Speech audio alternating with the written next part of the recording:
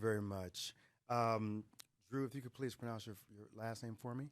It's Leung. Leung. Thank you very much. Proceed when ready. Thank you. Thank you, members of the California State Assembly, for having me here today.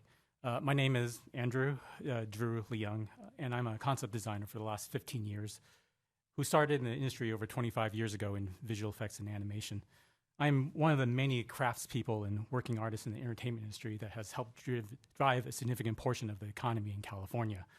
Some of the films I've worked on more recently include Black Panther Wakanda Forever, Lord of the Rings, Rings of Power, La La Land, The Lion King, The Jungle Book, and Mulan. I want to make abundantly clear, though, that while I am not representing IATSE Local 800 Art Directors Guild today, I am a proud rank-and-file union member of the Guild. I'm absolutely grateful for the long career I've had, and I absolutely love my job, as it has allowed me to have a modest home and raise my family and 2 beautiful children. The following is a select example of some of the work I've done and how it ends up influencing what gets built and goes on the screen. As you can see on the slide right here is some of my early concept work I have done for the first film, Black Panther.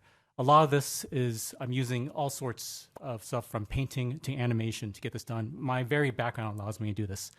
The next slide, if you go next, will show you what it actually looks like on the final. So this is what actually ended up in the film. This is the first sequence from the movie Black Panther. You did that? You did that? Yes, I did. Oh, bro. I'm sorry. Great job. Thank you. Thank you very much. So you get an idea, you can see how, just from my work, how it actually influences the rest of the film. You don't have to follow it exactly, but it gives the production a good idea of what gets made. A lot of what I do, most of it can end up on the cutting room floor, but a lot of it makes it through, and you can see how it connects. Go ahead and go to the next slide. I also was brought back for the following film, for Wakanda Forever. I designed a lot of Shuri's lab, etc. And this is where we're going into her actual lab. Apologize, the video is playing a little bit slow.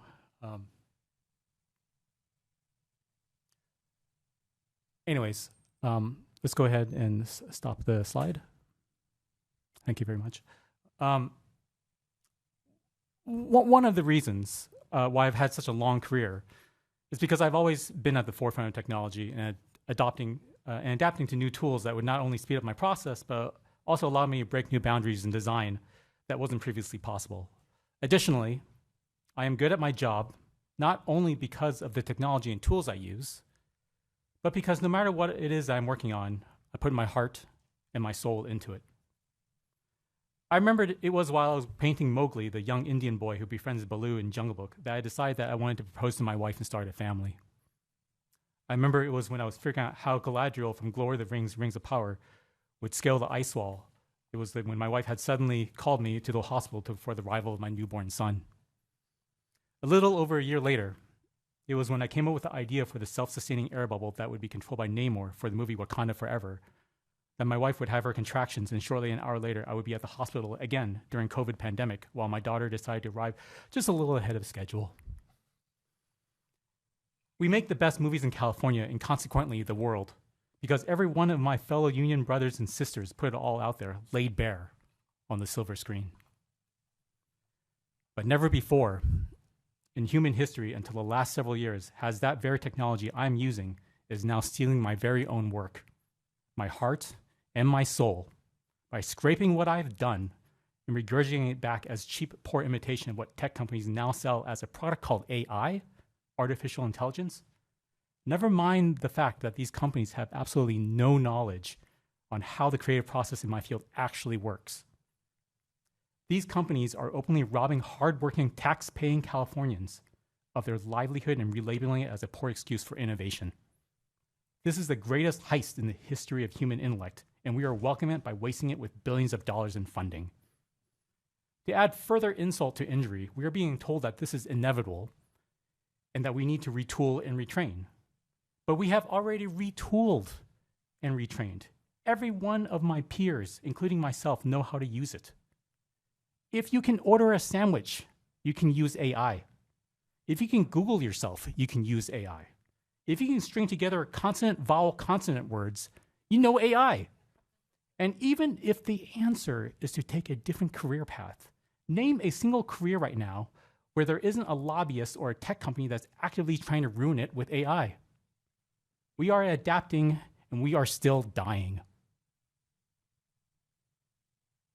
That being said, the decision of whether or not me and my fellow artists are working is not whether or not we are or we aren't using AI, but instead made by the producers and the managers who are actually controlling the hiring. There was a survey conducted by Civil Economics, commissioned by Concept Art Academy, the Nat Animation Guild, and quite a few other industry associations at the end of last year. Over 300 C-suite leaders, senior executives, and mid-level managers across 6 industries in the entertainment sector were given the opportunity to provide their input. 75% of survey respondents indicated that generative AI tools had supported the elimination of jobs in their business. Already, on the last project I just finished, they consciously decided not to hire a costume concept artist, not hire, but instead intentionally have the main actress's costume designed by AI. On another previous show, my time on the project ended sooner than I would have liked when the manager decided to have an entry-level assistant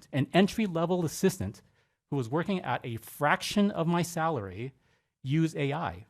Mind you, this is a salary that has allowed me to be a homeowner in the city of Los Angeles. Now, even though I know how to use AI and can in fact build my own model needed, the decision was purely done to replace my job with a low-skilled and low-paid worker. The idea that AI would create new jobs is a complete lie and an utter myth. In the same study last year by Civil Economics, California faces a potential elimination of nearly 62,000 jobs by 2026. Unfortunately, we don't need projections when we have actual facts. Recently, as reported by my union, Local 800 Art Directors Guild Union alone, they are facing a 75% job loss this year of their approximate 3,000 members. Never mind that actual strikes have been over for 6 months. It's so bad, they have actually canceled their highly sought-after apprenticeship program this year that would help them create the next generation of film craftspeople, citing, and I'm paraphrasing here, that they can no longer in good conscience provide a training for a job that may cease to exist. And that is only because those people are lucky enough to be in a union that keeps track of its employment numbers. There are many more untold Californians who are not as lucky, who are facing even worse job prospects. Did I mention that I'm also a lecturer at UCLA, University of California, Los Angeles, in the Theater, Film, and Television program? I literally last year had students tell me they are quitting the department because they don't see a future anymore. We are actively losing the next generation of hardworking Californians to machines. Machines, if it wasn't clear enough by now, that don't pay taxes. I hope that some of you who have college-aged children have better luck than some of my former students. A bot to replace creativity and dreams was never a tool any of us had ever asked for. It was never a problem any of us had ever asked to be solved.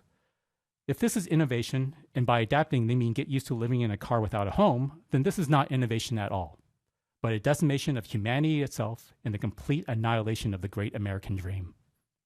I would like to thank all the members of the California State Assembly here today. I hope you all can act quickly and swiftly to stem this disaster. Unless everyone's ready to swallow the pill that is universal basic income, which, by the way, we will have absolutely no tax structure for in this scenario, a government that can no longer support its people due to a decimated population of working citizens, or figure out a way to incentivize utilizing California's most valuable resource, its working people, we are most certainly doomed. Thank you. Wow. Thank you very much, and appreciate you elevating heart and soul in the conversation, in your narrative. We have some of my colleagues who have just joined. I'm going to ask them to introduce themselves because I think it's important.